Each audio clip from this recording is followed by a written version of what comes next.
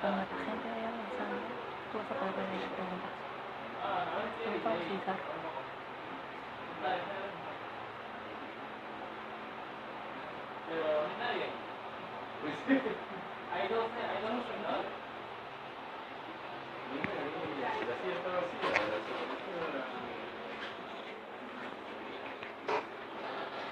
¿Cómo están? Hola, yo soy Milagros Salazar, directora de Convoca, medio digital de periodismo de investigación y análisis de datos. Convoca es el medio que reveló los pagos de sobornos de la empresa brasileña Camargo Correa, que es una de cerca de 20 compañías investigadas en Brasil por el megacaso de corrupción Lava Jato, que hoy remece el Perú y por lo menos una decena de países en América Latina. Hicimos estas revelaciones en junio del 2015 en alianza con Brio, que es un medio de periodismo de investigación hecho por periodistas de Brasil, y que este caso involucraba en su momento, según lo que nosotros pudimos revisar a partir de documentos de la justicia brasileña y todo el expediente de la Interoceánica Sur, que estaban involucrados funcionarios, altos funcionarios del gobierno de Alejandro Toledo y Alan García. En esta ocasión decidimos hacer en Convoca una transmisión para poder compartir con ustedes 5 claves para entender el caso de corrupción Lava Jato y sus conexiones con el Perú en este momento crucial, que ya empezaron las confesiones, a partir las primeras detenciones ya se han dado. La empresa Odebrecht, que es esta gran empresa de construcción que está en estos momentos en el epicentro, digamos, de este caso, que ya empezó a entregar información a la Fiscalía de la Nación como parte de un acuerdo preliminar, ¿no? en estas indagaciones. Entonces, los invito a invitar también a quienes quieran conocer sobre ese caso, amigos, otras personas que quieran conocer cuestiones fundamentales de esta operación. Empecemos por lo primero, ¿qué es Lava Jato? Por lo más básico, ¿qué es Lava Jato y quiénes están implicados? Lava Jato es el caso de corrupción más grande que en estos momentos enfrenta Brasil y que tiene sus ramificaciones en América Latina, entre ellos, entre estos países, Perú, y se estima que el volumen de dinero, de recursos desviados de las arcas de Petrobras, que es esta empresa estatal de petróleo en Brasil, estamos hablando de miles de millones de dólares en juego. A esto se suma todo el movimiento económico de los que participaron en este esquema de pagos de sobornos que envolvieron a Petrobras. La investigación Lava Jato comienza en Brasil en marzo de 2014. Inicialmente las indagaciones apuntaban a lo que estaban haciendo los llamados doleiros, 4 organizaciones criminales liderados por doleiros o traficantes de divisas en Brasil, y como resultado de este seguimiento y de estas indagaciones de la justicia en Curitiba y de los agentes policiales, es que salta el nombre de algunos funcionarios públicos y se sigue esa línea investigativa. Entonces, al inicio, principalmente el foco estaba en lo que estaban haciendo los doleiros, y luego, a partir de las acciones de los doleiros, es que se llega a los funcionarios de Petrobras, y a partir de entonces se logra ver que en realidad estamos hablando de un esquema complejo de pagos de sobornos, no solo a funcionarios de Petrobras, sino que hay otros funcionarios públicos involucrados.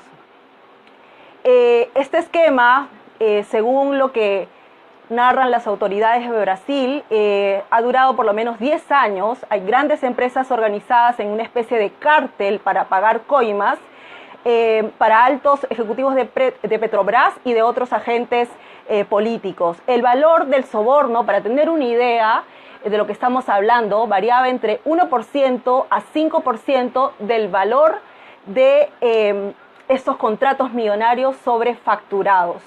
están involucrados políticos, partidos políticos y una veintena de empresas brasileñas.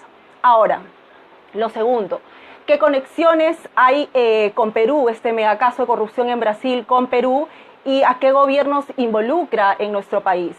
De estas empresas brasileñas investigadas en Lavallato, que estamos hablando de cerca de una veintena, estamos hablando de unas 17 empresas, hay cinco empresas brasileñas, 5 empresas constructoras que han operado en el Perú. Estamos hablando de Odebrecht, Camargo Correa, Andrade Gutiérrez, Queiroz Galbao y OAS. Las operaciones abarcan distintos gobiernos en el Perú. Sin embargo, donde ahora hay grandes sospechas de pagos de sobornos, principalmente se han concentrado en 3 gobiernos, que son los gobiernos de Alejandro Toledo, Alan García, Ollanta Humala. Como sabemos, en diciembre Odebrecht iniciaron las confesiones ante las autoridades de Brasil como parte de un acuerdo de colaboración. En Brasil se denomina la colaboración premiada o la delación premiada, que es esta figura que permite a quienes han cometido estos delitos de corrupción a poder beneficiarse en la reducción de una pena si es que tú colaboras, obviamente con pruebas claras, a que la justicia logre determinar las responsabilidades de las personas involucradas en estos hechos ilícitos. En el caso de Odebrecht, las informaciones en América Latina empezaron a remecer la región cuando el Departamento de Justicia de Estados Unidos reveló un documento en donde se hablaba de estos pagos de sobornos en 12 países, incluidos Brasil, Perú, y en el caso de Perú se hablaba de pagos de sobornos entre el 2005 y 2015, que claramente abarca estos 3 gobiernos que les mencioné anteriormente, y hablaba de unos 29 millones de dólares de pagos. Ahora, se estima que los pagos de coimas pueden superar largamente estos montos. Yo estuve en Brasil en enero, estuve en Curitiba, donde se desarrollan las investigaciones del caso, y también en Brasilia, y el perito, el líder de los peritos que investigan el caso Lavallato, me decía en una entrevista que cualquier monto, cualquier estimado que haya sobre los pagos de sobornos aún es preliminar. Me recomendó, me dijo, usted tiene que multiplicar al menos el número de obras, el número de gente envuelta en estas obras y los años que pasaron para que esas obras se construyeran. Bueno, la entrevista completa, amplia, está en Convoca, está ahora en nuestra portada. Y también decía el líder de estos peritos, Fabio Salvador, que cualquier monto que se diga entonces, por lo menos estamos hablando de miles de millones de dólares en sobornos para el caso de Brasil. Entonces, para el caso de Perú, si nosotros hablamos de cuáles son los montos de estas obras, podemos citar algunos ejemplos. En el caso de Irsasur, que es esta obra que les comentaba al inicio, hubo 22 adendas y el costo inicial de la obra fue de 800 millones de dólares. Así empezó en marzo, en 2005, no necesariamente en marzo, fue en junio que se inició que se supo quiénes iban a ser los operadores de Irsasur. Y luego, si uno de los 800 millones de dólares pasó a cerca de 2.000 millones de dólares en marzo de 2015. Entonces estamos hablando de incrementos, de sobrecostos a partir de las modificaciones de contratos. En el caso de Metro de Lima, que es la obra, la línea 1 del Metro de Lima, que precisamente es la obra que ahora está en el ojo de la tormenta porque las primeras detenciones en el Perú se han dado por los pagos de sobornos confesados ya por exfuncionarios públicos en el gobierno de Alan García. Lo que Convoca hizo fue revelar que el gobierno aprista hizo modificaciones, aprobó normas especiales para que dieron lugar a que el Metro de Lima, en el tramo 1 y 2 de la línea 1 del Metro de Lima, hubiera un incremento de presupuesto de más de 400 millones de dólares. Entonces estamos hablando que el esquema de estos hechos, de estos actos ilícitos, puede haberse dado a la hora de la adjudicación de la obra, pero también en el proceso, digamos, de la ejecución de la obra, a través de modificaciones, diversas modificaciones, a través de adendas, normas especiales. Cada caso en realidad es un mundo que merece, bueno, ser revisado y que en estos momentos las autoridades de la Fiscalía están viendo. En el caso del gasoducto sur andino, estamos hablando de una obra de más de 7.000 millones de dólares. Entonces, esa es otra obra que merece ser revisada. Eso es con lo que respecta a los gobiernos involucrados. Ahora, ¿qué indicios? Una tercera pregunta. ¿Qué indicios existen sobre los altos funcionarios peruanos sobre estos pagos de sobornos, estos presuntos pagos de sobornos? A ver, en el primer caso, vamos a hablar primero del gobierno de Alejandro Toledo. En el caso de Alejandro Toledo, yo les mencionaba la obra Interoceánica Sur, ¿correcto? Ahí, cuando nosotros accedimos, Convoca y Brío, accedimos a documentos de la Policía Federal de Sao Paulo, a un informe en realidad en donde se daba cuenta de documentos que habían sido incautados en las oficinas de Camargo Correa, en donde se hablaba de pagos de sobornos, de capilés, de coimas, de propinas, ¿no?, como se llama en Brasil, que superaban los 6 millones de dólares. En los documentos claramente aparecía el apellido Toledo, el de Max Vanderlei, que era el representante legal de Camargo Correa en esa época en Perú, y bueno, están las famosas iniciales JR también. Lo que hizo Convoca fue cruzar las fechas de estos pagos mencionados en los propios documentos de la compañía con las fechas en que se dieron las adendas o que se tomaron decisiones claves en la operación, la ejecución de esta obra. Como resultado de eso es que nosotros publicamos una investigación, hablamos con diversos funcionarios, en su momento pedimos la versión de Alejandro Toledo también, donde obviamente negaba cualquier participación.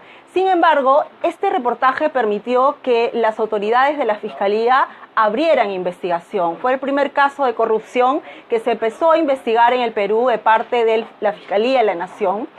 Y la Fiscalía lo que hizo fue, en el proceso de las indagaciones, pedir información a las autoridades de Suiza.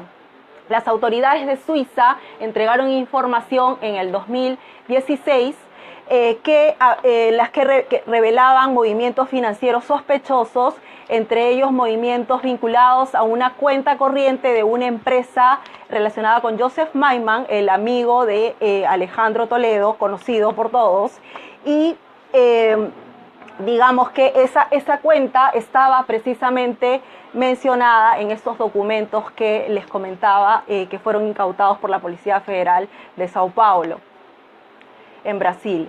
Entonces, de hecho, a partir de ese hallazgo de esta cuenta corriente, donde estamos hablando de más de 90.000 dólares, sin embargo, esa información de Suiza permitió a la Fiscalía que también conocer otros movimientos financieros provenientes de Brasil, relacionados a Maiman, porque hay que tomar en cuenta lo siguiente. Cuando estamos hablando de Interoceánica Sur, estamos hablando de la participación de por lo menos 4 de estas 5 empresas de Brasil que operan en el Perú. Estamos hablando de, además de Camargo, de Odebrecht, estamos hablando de Andrade Gutiérrez y de Queiroz Galbao. En el caso de Alan García, también en esos documentos aparece el apellido García, en esos documentos de la Interoceánica Sur, pero asociado a la palabra campaña. Sobre eso, la Fiscalía no ha indagado al respecto, está pendiente. Sin embargo, tiene otros hallazgos interesantes sobre otra obra en el gobierno de García, que es una obra ejecutada por Camargo Correa. Estamos hablando de la planta de tratamiento de agua de Huachipa, en donde aparecen los nombres de varios funcionarios del gobierno aprista, el segundo gobierno aprista, entre ellos el del ex ministro de Vivienda, Juan Sarmiento. Bueno, señor Sarmiento falleció en abril del 2016, pocos meses antes del inicio de las investigaciones, y también se hablan de otros funcionarios de ese sector. También aparece entre esos documentos el nombre de Hernán Garrido Leca, también fue ministro y una persona cercana a Alan García, y ese caso también tiene su propia, hay una carpeta fiscal sobre esa otra obra. ¿Qué hay sobre Ollantumala? Bueno, y en el caso de García se suma lo que se ha encontrado sobre Odebrecht, sobre el caso del Metro de Lima, como ya sabemos, y que es lo que está, digamos, en todas las noticias en estos momentos. Sobre el caso de Ollantumala, sabemos de una planilla, ¿correcto? Se habló de una planilla donde aparecía las iniciales OH, del programa OH, al lado de 4.8 millones de reales, que según el tipo de cambio que hizo en su momento la Policía Federal de Curitiba, esto equivalía a 3 millones de dólares. Hay un informe de la Policía Federal de los primeros meses del 2016. En este informe, la Policía Federal de Curitiba señala que OH podría tratarse del expresidente Ollanta Humala, debido a que en el celular de Marcelo Odebrecht, el gran líder de esta gran empresa constructora Odebrecht, denominaba al presidente Ollanta Humala como OH en las citas agendadas en su celular cuando Marcelo Odebrecht pasó por Lima, por lo menos 2 ocasiones. También hay otra cita ahí, está agendada en la agenda de Marcelo Odebrecht, referido a una reunión pocos días antes de que Ollanta Humala asumiera el poder, y esa reunión estaba Nadine Heredia, estaba Jorge Barata, que era el representante de Odebrecht en el Perú, y que es uno de los que se ha acogido a la colaboración, porque tiene mucho que decir. Ustedes entenderán que tiene mucho que decir, sí, debido a que los representantes de las filiales de Odebrecht en diversos países conocían, por lo menos tenían información cercana de lo que pasaba respecto a estos pagos de soborno, según lo que ha confesado la propia compañía. Entonces, hemos hablado ya de estos 3 puntos, los indicios que hay, y de hecho hay muchos otros indicios, pero que en esta transmisión digamos, no podemos agotar todos. En la sección de preguntas van a haber preguntas al final, de todas maneras, para poder absolver sus dudas. Ahora, ¿cómo se pagaban los sobornos? Es importante saber que estamos hablando de un caso de corrupción sumamente complejo. Es un esquema de pagos de sobornos a través de empresas offshore que se daban incluso a 4 niveles. Esto es un esquema de todo el pago, digamos, de la ruta del pago de las coimas a 4 niveles que construyó el Ministerio Público, los fiscales de Curitiba, y que si uno se da cuenta, estamos hablando de un nivel, se creaban unas empresas offshore, se mandaban crear las empresas offshore, luego se asesoraba desde esta división de operaciones estructuradas que creó Odebrecht, que es esta oficina de coimas, se asesoraba a los funcionarios que iban a recibir las coimas, cómo podían crear unas empresas offshore. Ahora, esas empresas offshore no necesariamente estaban a nombre de los funcionarios que iban a recibir la coima, sino podía estar a nombre de un intermediario, porque el objetivo es lograr buscar un esquema que no te permita llegar a conocer quién es el beneficiario final de la coima. y en algunos casos se ha podido saber quién, pero en otros casos hay intermediarios que no están dispuestos pues a confesar quiénes son realmente los que han recibido la coima. Digamos, después de el avance en las investigaciones en Brasil, finalmente, imagínense a qué nivel recién se pudo llegar a los funcionarios de Petrobras. Entonces estamos hablando de un esquema muy complejo en donde la creación de empresas offshore sirvió para estos flujos ilícitos de dinero. Ahora, 2009 fue un año clave, un año importante en este esquema de pago de sobornos, porque en el 2009, según las propias confesiones de Odebrecht, los representantes de las oficinas de la empresa empezaban a coordinar directamente el pago de los sobornos a través de esta división de operaciones estructuradas. Por eso es que yo le decía que Jorge Barata, que en esa época estaba a cargo de la oficina en el Perú, tiene mucho que decir realmente. Sobre el quinto punto, siguiendo la línea, digamos, de estas 5 claves para entender el caso, ¿qué podemos saber sobre cuál es la situación actual en Perú de los casos de corrupción vinculados a Brasil? ¿Cuáles son los casos que se están investigando, ¿no?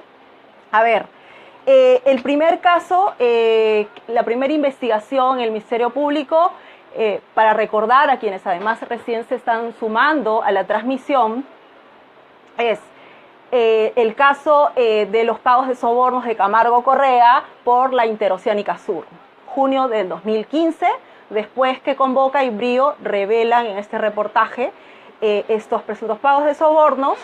Luego se inicia se abre otra carpeta fiscal por el caso de la planta de tratamiento de agua potable de Huachipa, también obra obra ejecutada por Camargo Correa y fue en el gobierno de Alan García.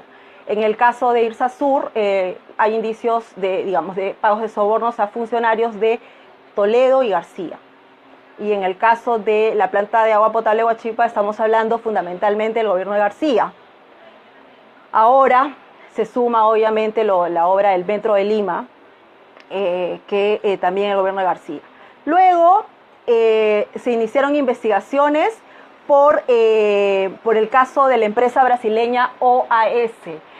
¿Por qué? Porque el caso de la empresa brasileña OAS, la modalidad era que los doleiros ingresaban dinero, en el caso de Perú ingresaron dinero al Perú, dinero pegado en el cuerpo, y hasta lo que han dicho, se conoce lo que han dicho los doleiros, esos traficantes de divisa, este dinero era entregado al representante de OAS en el Perú, que a su vez repartía el dinero a los funcionarios públicos que se beneficiaron con estos sobornos. En noviembre del 2016 es que recién se abre la investigación para el caso Odebrecht, por movimientos financieros extraños que venían de estas offshore, que ya tenían fama, digamos, de recibir de estas transferencias de pagos de sobornos, y que además seguían el patrón de corrupción, el patrón, la ruta del pago de estos sobornos, según las indagaciones previas que ya había realizado la justicia de Brasil. Ahora, en el caso de Odebrecht estamos hablando que es el caso nuevo, por decirlo de alguna manera, para el Ministerio Público, y es el caso que en estos momentos concentra toda la atención de las autoridades debido a todo lo que está en juego. Estamos hablando de 3 gobiernos involucrados, estamos hablando de altos funcionarios, estamos hablando de que ya está detenido un ex viceministro del segundo gobierno aprista. Estamos hablando de que vienen nuevas detenciones, más confesiones, y que esto recién comienza. Entonces, aquí, si hay algunas dudas, algunas preguntas, voy a ver qué preguntas pueden haber del público para poder responderlas. ¿Hay alguna? Bueno, tomaré un poquitito de agua hasta que surjan las preguntas. Respóndele los comentarios a la gente. Interactúa. ¿Cómo hago? ¿Te lo leo? Sí, por favor. Julio César Pulache te dice, excelente, estas ratas mayores ya deben de estar en la cárcel, están que se pasan por varios países.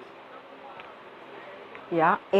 Sí, eso de varios países es importante realmente. Primero decir que se trata de una investigación transnacional en donde no solo los esfuerzos de la Fiscalía de la Nación en Perú van a ser importantes, sino también lo que se puede intercambiar, la información que se puede intercambiar de Suiza, ¿no? de parte de las autoridades de Suiza, que para el caso de Lavallato en Brasil ha sido fundamental para poder determinar quiénes eran los funcionarios que se beneficiaban de estos sobornos. Entonces estamos hablando, sí, de un esquema complejo que pasa por diversos países, estas operaciones, ¿no? Estados Unidos también es importante, la justicia de Estados Unidos, para poder determinar, digamos, las responsabilidades. Sí. Sandro me va a ayudar con más comentarios. Sara Becerra te manda saludos, te dice, bien Milagros, ¿cómo no recordar tus cátedras de periodismo de investigación? Ay, bueno, muchas gracias, Sara, por esos comentarios. En verdad, también decirles algo importante a partir de eso que me recuerda un poco me olvido a veces, pero a ver, lo tengo que decir. Bueno, además de ser periodista, yo enseño periodismo de investigación y análisis de datos, y precisamente en Convoca hemos preparado dos talleres súper especiales para el 18 de febrero, en donde vamos a contar la metodología y las herramientas, vamos a compartir las herramientas que nosotros usamos para nuestras investigaciones.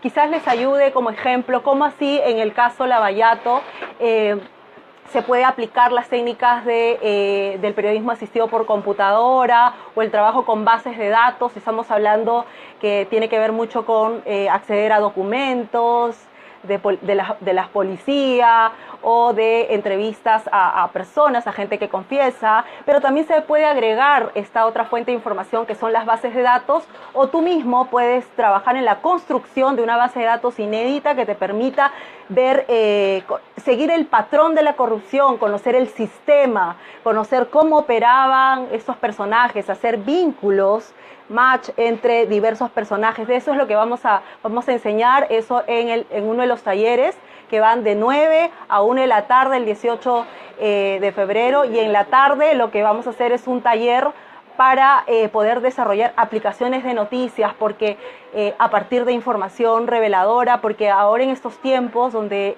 la tecnología es un gran aliado para poder contar historias, también se pueden contar estas historias a través de aplicaciones de noticias. Les quería contar un ejemplo. Yo les he hablado desde el inicio del reportaje de la Interoceánica Sur de junio del 2015, que lo desarrollamos en alianza con Brío. Cuando Brío tomó contacto conmigo para participar en esta investigación, porque fueron varias investigaciones simultáneas de otros colegas también en otros países, la propuesta era poder rastrear todas las obras de las empresas de Brasil que operaban en el Perú y estas empresas que además eran financiadas por el Banco de Brasil, el BNDES. En esa indagación, bueno, tuve que hacer un registro de todas las obras de estas empresas, identificar qué obras eran financiadas por el BNDES, tenían préstamos del BNDES, del Banco Estatal de Brasil, que también, digamos, tenía como favoritas a estas empresas constructoras, y que a partir de eso, para poder determinar el caso que iba a permitir, digamos, contar una historia potente, tuve que hacer una indagación previa primero de todas las compañías, de todas las obras, y a partir de eso elegir un caso, y elegimos la Interoceánica Sur por los diversos elementos. La Interoceánica Sur no ha sido financiada por el BNDES, sino por la CAF. Sin embargo, las 4 empresas brasileñas que sí han ejecutado la obra han sido históricamente financiadas por el BNDES y la favorita Odebrecht. Estamos hablando de que, según la base de datos que hicimos en su momento, para poder escribir el reportaje en junio del 2015, permitió determinar que más del 70% de los préstamos del BNDES que iban para obras de infraestructura y de servicio iban para Odebrecht. Era la favorita. Entonces, eso es para que te des una idea de cómo tú puedes indagar, apostar por reportajes sólidos a partir de la evidencia, a partir de la información, a partir de los datos, a partir de los hechos y no a partir de opiniones. Las opiniones tienen su lugar, pero en el periodismo de investigación lo que importa son los hechos, lo que importa son los datos.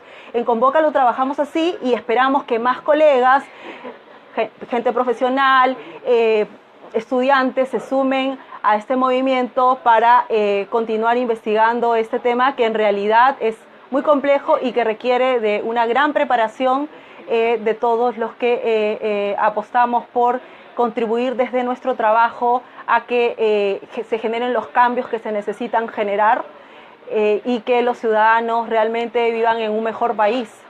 Ese es el objetivo. ¿Hay algunos otros comentarios? Sí, preguntas. Preguntas. ¿Cuál es el gobierno más afectado en este caso de corrupción?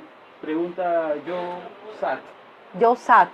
Mira, es muy temprano para decir cuál es el más afectado. Lo que te puedo decir definitivamente que por lo menos hay 3 gobiernos involucrados. Estamos en el inicio de este caso. Esto lo que fue es un sistema de corrupción, un esquema de corrupción que hay que desmontar y que hay que revelar. Entonces ahora es muy temprano para poder determinar como un ranking quién fue el más corrupto, por decirlo de una manera. Juan Carlos Valdivieso, saludos. Sí. ¿Qué está pasando con los activos de Odebrecht actualmente? ¿Cómo es eso que PPK está permitiendo y promocionando que se vendan? Juan Carlos Valdivieso, gracias por tu pregunta. Entiendo que ahora no ha habido un congelamiento de las cuentas de la empresa de Odebrecht como sí lo ha habido para el caso de Camargo Correa. Hay una estrategia, digamos, de la Fiscalía respecto a cómo está haciendo las indagaciones, la investigación, en este caso, como resultado de este acuerdo inicial con la empresa. Pero creo que debemos estar vigilantes sobre lo que se haga desde diversas instancias del Estado, porque sinceramente estamos hablando, y ya sabemos, según todas las evidencias recogidas, que se trataba de una empresa que tenía una forma institucionalizada para pagar estos sobornos y tenemos que estar atentos, ¿no? ¿Cuándo creen que podamos ver un pez gordo en la cárcel? Mientras eso no pase, dudaremos de la justicia en el Perú, comenta Glenda Sánchez. Glenda, te entiendo perfectamente porque esa misma sensación de impunidad es la que, los brasileños también tenían al inicio de las operaciones del Lavallato. Cuando empezó el caso, la gente no creía que realmente era impensable llegar a donde han llegado las autoridades de Brasil, porque la historia de nuestros países, de los países de América Latina, es la historia de la impunidad. Entonces, yo creo que si la justicia hace su trabajo, los fiscales, el Ministerio Público hace su trabajo, si el periodismo de investigación, el periodismo en general contribuye a la vigilancia pública, si los ciudadanos también se involucran de manera responsable, porque acá todos tienen una parte, tienen una forma, una manera de poder colaborar, porque este caso nos involucra a todos, estamos hablando de fondos públicos. Y entonces, en este caso, creo que el Ministerio Público, si hace bien su trabajo en este momento, en los días que siguen, y con la colaboración de las autoridades de los otros países, va a poder llegar a un pez gordo si así se lo propone. Y si todos también contribuimos desde donde podemos y nos toca contribuir, porque creo que es un momento de marcar un hito, ¿no?, respecto a lo que ha significado todos estos años de corrupción. Hasta el momento, ¿cómo se llegó a organizar el esquema? Si bien es cierto, es muy complejo, ¿cuán a fondo se sabe sobre los vínculos de funcionarios peruanos? ¿Debe existir una cabeza o un grupo estratégico? Pregunta Aldín Ávila. Aldín, yo creo que el patrón de corrupción y cómo era la forma del pago de las coimas está claro. a estas alturas. Lo que ha logrado establecer la justicia brasileña es clave, ha sido un gran avance para que las autoridades en Perú realmente lleguen a dar los primeros pasos, y es fundamental para los siguientes pasos sólidos que se puedan dar. También hay que entender que está claro que hay funcionarios peruanos involucrados, está clarísimo. Si has podido ver, ya están las primeras detenciones, pero además estamos hablando de un ex viceministro, por lo menos desde lo que ya se sabe en el caso de Odebrecht, estamos hablando de un ex viceministro que influyó y que recibió sobornos, según la confesión de otros funcionarios que han empezado a hablar, y documentos de la construcción de empresas offshore para poder recibir estos sobornos. Y estamos hablando de un ex viceministro que era cercano al gobierno aprista desde el primer gobierno, ¿no? Desde la primera gestión, no solo a Enrique Cornejo, sino al propio Alan García. Entonces, bueno, ese es un reportaje que hemos publicado esta semana, que puedes conocer ahí más detalles sobre quién era el ex viceministro Cuba y por qué es tan importante lo que él pueda decir en estos momentos para llegar a los peces gordos. Milagros, ¿cuánta información que hasta ahora no se conoce sobre los sobornos en Perú tendrían en sus manos la Fiscalía o el Poder Judicial brasileño? Pedro Fernando Melgar. Pedro Fernando, ¿cuánta información puede tener ahora la Fiscalía? A ver, Odebrecht ya entregó documentos, información que ya había entregado días atrás a la justicia brasileña. Ya fue entregado, estuvo Mauricio Cruz, que es el actual representante de la empresa en Perú, en reemplazo de Jorge Barata, a quien me referí en minutos atrás. Y él ha dicho que ya hay información entregada al Ministerio Público, además de otros documentos que la propia Fiscalía ha empezado a obtener por sus propias indagaciones y el trabajo colaborativo entre sus pares en diversos países, ¿no? En Suiza, en Brasil. Entonces, yo creo también que el papel que en estos momentos todos los ojos están en las autoridades del Ministerio Público, y entiendo que haya la gran pregunta: ¿qué están haciendo? ¿Por qué no tienen al pez gordo? ¿Por qué esa demora? Yo creo que sí hubo demora para abrir investigación a Odebrecht con las evidencias, tantas evidencias que han habido desde el año 2015 al menos, después de la detención de Marcelo Odebrecht, y después que eso fue en escalada, revelación tras revelación.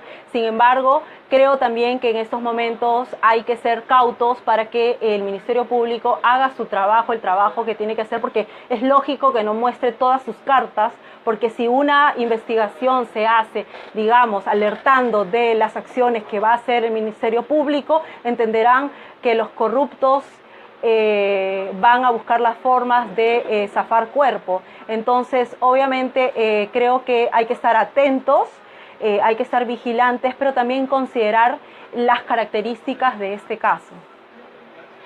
¿Qué desafíos enfrenta una especialidad como la que ustedes realizan? Enrique Quirós.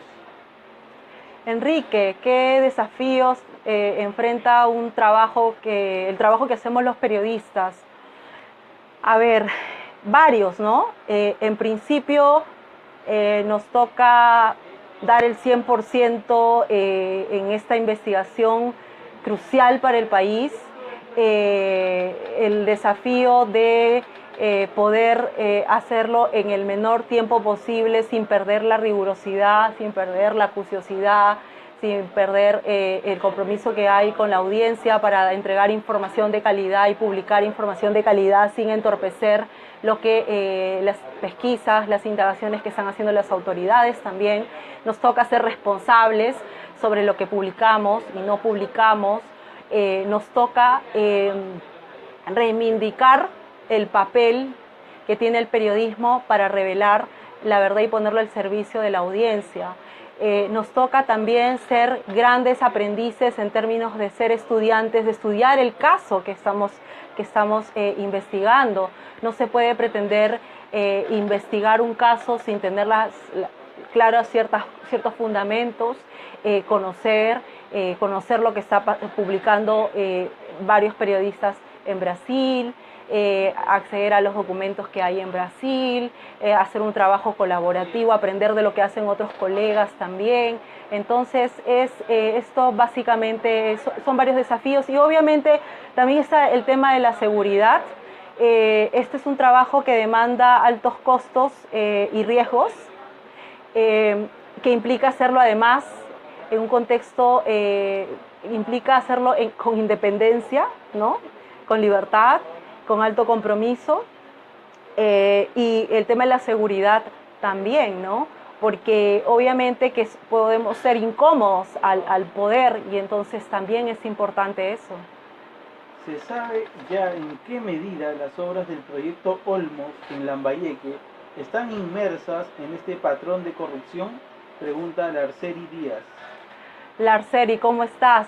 Un gran periodista de Chiclayo y profesor universitario también. Estuve yo hace poco en Chiclayo, invitada por la Universidad Privada de Chiclayo, precisamente para hablar de estos casos de corrupción de Brasil y sus nexos con el Perú. Y la verdad que el caso Olmos es un caso que ahora no se ha mirado de la prensa nacional, digamos.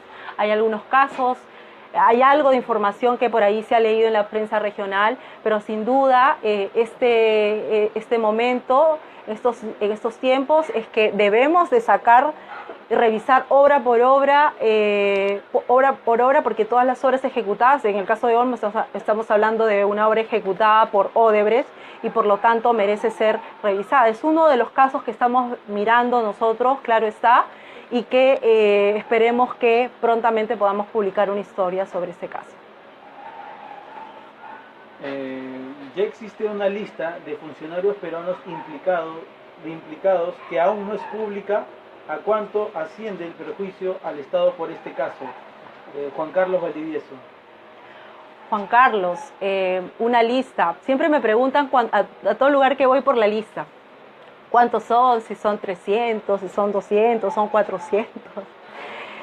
En verdad, pueden haber muchas listas. El tema es lograr determinar la responsabilidad de estos funcionarios, conocer cómo se dieron estos casos, hacer el acopio de evidencias necesarias para poder establecer las responsabilidades, ¿no?, de estas personas, porque hay que entender que era una estructura también y que este esquema se daba a diversos niveles. Entonces, mira, yo no soy muy partidaria de estar revelando listas, te soy totalmente sincera, entiendo yo el interés que ustedes tienen como ciudadanos, pero yo soy más partidaria de contar las historias en donde se pueda dar cuenta del grado de responsabilidad de estas personas. Si se ha dicho que el Ministerio Público ya tiene una lista, lo he leído en diversos medios. A mí no me consta que lo tenga, te digo, le he preguntado a las autoridades en su momento, hasta cuando pude conversar con ellos me dijeron que no. Sin embargo, esto cambia cada día y es probable que ahora tengan una lista de nombres que donde están privilegiando, digamos, según el grado de evidencia que han podido recoger, en qué personaje, primero qué personaje priorizan y qué no. Pero lo que sí te puedo decir es que este es un momento crucial que implica que el Ministerio Público haga su mejor papel, porque es un momento histórico, porque el fiscal Hamilton Castro, que tiene a cargo esta investigación, sabe lo que tiene en manos, y si no hace su mejor papel, o digamos, en un lado está hacer un gran papel en nombre del interés público, y en el otro lado es hacer un trabajo ineficaz, que tarde o temprano lo que va a hacer es ser, digamos, un trabajo ineficaz a estas alturas, es como trabajar en complicidad de la corrupción. Nos corresponde trabajar a todo motor, a todo terreno, con la eficacia necesaria, porque es lo que el país está esperando. Yo les quiero agradecer por esta transmisión. Me dicen que sigamos. Sigamos, primero dice corta y ahora... Corte la respuesta. Ah, que corte la respuesta. Bueno. Hola, si en Brasil se demoraron 8 años para denunciar a los peces gordos en Perú, recién estamos empezando a armar el rompecabezas de la corrupción. ¿Crees que Odebrecht esté dilatando el tiempo para que esto prescriba y al final se liberen de responsabilidad los tiburones? Un caso reciente es Comunicore. Pregunta a la cuenta Safari. Safari, a ver, formalmente Lavallato empezó hace en marzo del 2014, no 8 años. Por ahí he leído diversos años, pero oficialmente marzo de 2014, como decía al inicio de la transmisión, primero el caso, había otro caso que estaba investigando el juez Sergio Moro de Curitiba, que es el que lidera esta operación. Estaba enfocada la investigación en los doleiros, los traficantes de divisas, y luego a partir de esta indagación se llega recién a los funcionarios, o sea, no es que han pasado 8 años. Y bueno, saber cuál es la estrategia de la empresa, muy complicado, ¿no? Lo que sí te puedo decir es que nos toca a los ciudadanos y a los periodistas y a las autoridades, claro está, poder hacerle las preguntas correctas a Odebrecht, pedirle si va a colaborar realmente, que entregue aquellas pruebas fundamentales que se necesitan para poder llegar al fondo de los hechos, porque es la única manera que nosotros podamos creer que Odebrecht realmente quiere colaborar con el país, con el Perú, y de alguna manera que ese arrepentimiento del que ha hablado tenga un asidero en una colaboración eficaz. Hola, mi nombre es Juan Contreras y mi pregunta es: ¿qué tan involucrado está Pedro Pablo Kuczynski? ¿Qué tan involucrado está? A ver, sobre Pedro Pablo Kuczynski, el presidente de la República, de hecho es un tema, todavía hay mucho que mirar. Sabemos que él estuvo un alto cargo público en el gobierno de Alejandro Toledo. Hay que aún establecer el grado de responsabilidad que él pudo tener en algunas decisiones. También, sin embargo, yo diría que no es bueno la especulación a estas alturas hasta que no tengamos hechos concretos, evidencias concretas, porque se trata del presidente de la República. Se trata de una persona que, como además de ser presidente de la República, antes de poder echar sospechas sobre él, hay que basarse en la prueba y en la evidencia. Y que, por supuesto, nosotros vamos a investigar de todas maneras. Usted dice 3 gobiernos implicados, pero no está incluyendo la dictadura fujimorista, donde también operaba Odebrecht. ¿Por qué? Dice la cuenta Poetas Resistencia. Poetas Resistencia. A ver, lo que yo he dicho es que según las confesiones de Odebrecht, al menos hay 3 gobiernos involucrados. Sin embargo, sabemos que Odebrecht opera en el Perú desde hace más de 30 años, desde fines de los años 70. Entonces, lo que hay que ver hoy, obviamente recién estamos al inicio. Yo también creo, como tú, que hay que mirar las decisiones que se tomaron en el gobierno fujimorista sobre las obras ejecutadas por Odebrecht y otras empresas de Brasil, no solo Odebrecht. Ahora estamos concentrándonos en Odebrecht, pero hay que entender que son 5 compañías de Brasil que han operado aquí en el Perú y que todas ellas están siendo investigadas en Brasil en el megacaso de corrupción Lavallato. Última. Sí. Última pregunta. ¿Desde qué año estuvo Barata en el Perú? ¿Y qué se sabe de los años anteriores a 2005 acerca de sobornos de Odebrecht? Sí. Víctor Martel. Víctor Martel. Víctor, escuché esta semana, que Mauricio Cruz decía que Barata había estado desde el 2005, ¿no?, a cargo de la oficina de Odebrecht en el Perú. De hecho, también tienen que decir mucho los anteriores, los antecesores de Barata. Ahí hay que ver. Hasta donde yo sé, ellos no se han acogido a la delación premiada, a la colaboración eficaz y quizás por eso es que no hay muchas evidencias o no hay información sobre años anteriores, ¿no? Y que las confesiones se están dando básicamente en algunos periodos en donde se han acogido a la colaboración estos 77 ejecutivos de Odebrecht. Definitivamente esto es como escarbar, esto es una caja de Pandora, hay que escarbar años atrás, hay que hacer una reconstrucción y hay que ir mucho atrás para poder ver qué tienen que decir también los antecesores de Jorge Barata, que estuvieron a cargo de las operaciones de Odebrecht en el Perú. Bueno, una última de última. Lourdes Pesquera, ¿cómo hago para inscribirme en el taller del 18 de enero? Lourdes, a ver, gracias por hacerme recordarlo del taller, Lourdes, de verdad. Vamos a ver acá.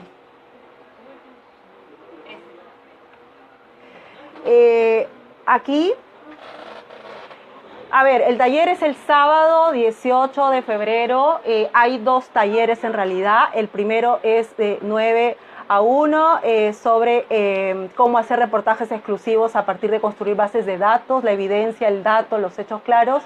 Y el otro taller es cómo crear una unidad de datos entre periodistas y programadores a partir de crear aplicaciones web, cómo trabajas, puedes trabajar con desarrolladores, diseñadores. La información del costo de... hay un descuento especial, quiero decir antes que me olvide, hasta hoy. Hicimos la convocatoria hace 2 semanas atrás y hoy viernes acaban, digamos, el descuento especial de los talleres. Se va a entregar materiales, todo el material que necesiten, la información necesaria para la formación de ustedes y además todo el detalle, tú puedes escribirnos a info@convoca.p y en ese momento Catherine Soldevilla, que es la chica Convoca estrella, que está viendo todo lo que concierne a la Escuela de Investigación Periodística y Análisis de Datos de Convoca, le pueda entregar la información. Si tienen alguna duda adicional, todos pueden escribir a info@convoca.p. No quiero terminar sin invitarlos a explorar la página en la plataforma especial de las investigaciones, artículos, aplicaciones que tenemos sobre el caso Lavallato y Castillo de Arena. Castillo de Arena es una investigación anterior a Lavallato. Castillo de Arena involucraba a la empresa Camargo Correa y es de donde salió esta información sobre los pagos de sobornos de Interoceánica Sur. Acá ustedes van a poder encontrar análisis, notas, van a poder encontrar investigaciones y también entrevistas en Perú, entrevistas hechas en Brasil. Bueno, yo les quiero agradecer por esta transmisión. Es una de las primeras transmisiones, la primera transmisión en realidad por el caso Lavallato. Conforme vayan avanzando las investigaciones, vamos a hacer otras transmisiones también para poder compartir con ustedes los hallazgos y poder responder sus dudas. Muchísimas gracias y nos vemos en la siguiente oportunidad. Gracias.